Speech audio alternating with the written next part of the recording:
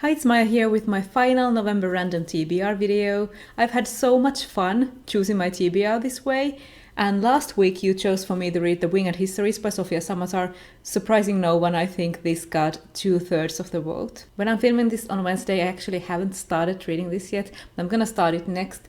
And I just noticed that there's a blurb from N.K. Jemisin on the cover, and it says, "Written in such heart-stoppingly beautiful language, there's a good chance readers will ignore the plot and spend a few hours just chewing on the words slowly." And that's exactly how I felt with A Stranger in Olondria by Samatar, so that bodes well for this book. Let's move on to the new numbers of the week. I asked for them on Twitter as always, and the first person to reply was Reija from The Bookfinch at The Bookfinch, and they chose number 9. And the second number came from at Crowgirl42, who I remember also got a number in the first week, so they have like lightning fast fingers or something, and they chose the number 11. So let's see what they are. Again, pushing the two that I'm not gonna use to the back, and number 9 from Reija. 1, 2, 3, 4, 5, 6, 7, 8, 9. In the Forest of Forgetting by Theodora Goss. So if that was 9, 10, 11. Okay, we have the first returning competitor, and that is The Perilous God by Elizabeth Mary Pope.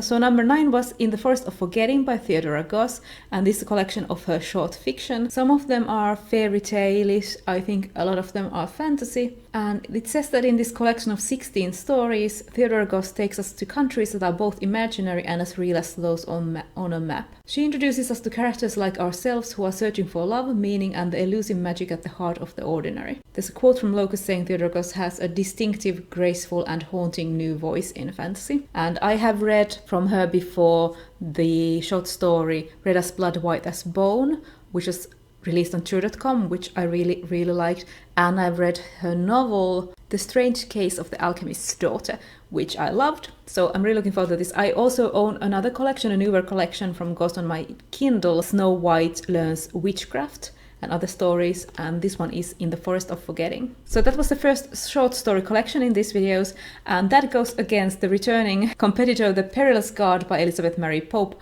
which on the second week went head to head with Creatures of Will and Temper, and it actually got a tie. So this one was a historical fantasy where in 1558 a young girl is exiled by Queen Mary Tudor to the Perilous God, which is this remote castle, and becomes involved in a series of mysterious events that lead her to an underground world peopled by fairy folk, whose customs are even older than the Druids and include human sacrifice. So that's sort of fate. It's a Newbery Honor book, so I think it's aimed at like early teens. This actually came up with a different number than before because I've read books from the middle, so the number changed, of course. So this time you're gonna choose between fantasy short stories by Theodora Goss, In the Forest of Forgetting, or a historical younger readers fantasy, The Perilous God by Elizabeth Mary Pope. The poll is up in the corner, and like I said in the beginning, I've really enjoyed doing these videos, and I think I'm gonna do one more perhaps in December sometime, or then in January, because I have a bunch of 2019 releases that I want to get to finally in December before the year changes. But I think in January I might do a one-shot of these videos where I use the numbers that I received in the previous weeks when I asked on Twitter for numbers. I got a couple of extra numbers, so I think I'm just gonna use those in a one-shot video, probably in January, where I will again let you choose via a poll what I should read that month. But for now, you have these two to choose between.